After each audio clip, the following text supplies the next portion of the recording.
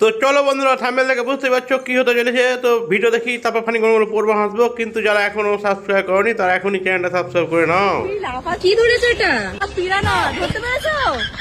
মাছ ধরতে না পারলে আমাকে ডাকবে না। নমস্কার, আমি একটা কবিতা বলছি। আমার নাম কিরানা, আমাকে কেউ লেওড়া দেখছে না। বন্ধুরা ভিডিও দেখা হলো, চলো এবার কমেন্ট গুলো পড়ি আর হাসি। দুবার করে বলার কি আছে? ওমাগো,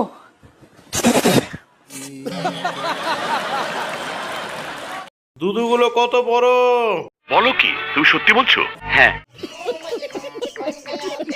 মাছ দেখাচ্ছে না দুধ দেখাচ্ছে, বুঝতেই পারলাম না। এসব কি অলক্ষণে কথা বলছো তুমি? অ্যাকাউন্ট নাম্বারটা দিও, একটা পোশাক আর বেড়া কেনার জন্য কিছু টাকা দান করব।